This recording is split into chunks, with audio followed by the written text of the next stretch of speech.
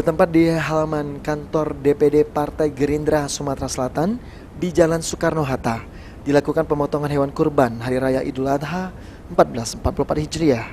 Setidaknya ada 8 ekor sapi dipotong pada Hari Raya Idul Adha kali ini yang berasal dari fraksi Partai Gerindra Sumsel, Kota Palembang, serta sejumlah anggota Dewan Partai Gerindra, baik itu di pusat, dalam hal ini DPR RI, Provinsi, serta Kota Palembang.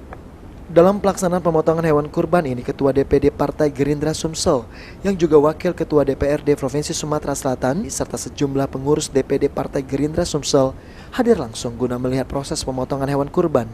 Kurban ini sendiri merupakan sebuah kegiatan rutin yang tiap tahun dilakukan oleh Partai Gerindra Sumsel, khususnya di momen Hari Raya Idul Adha. Dan seluruh daging sapi kurban yang telah dipotong selanjutnya akan disalurkan ke warga serta pengurus Partai Gerindra. Memang selalu mengadakan kurban. Kurban ini diinisiasi oleh anggota DPR maupun DPC itu sendiri, dari pengurus-pengurus DPC maupun pengurus DPD.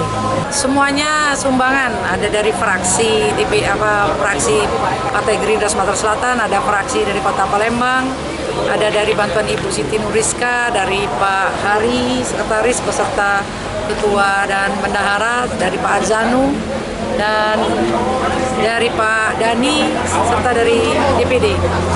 Bu, ini saja akan disalurkan kemana, Bu? Tentunya kita akan menyalurkan ke masyarakat Kota Palembang, terutama ya masyarakat yang kurang mampu, sekaligus untuk seluruh pengurus-pengurus Partai Gerindra. Tidak lupa juga kita berbagi pada hari ini.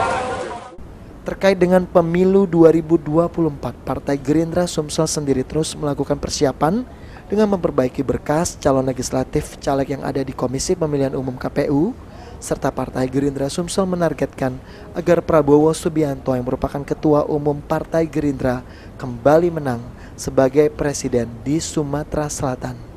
Firman Hidayat, PAL TV.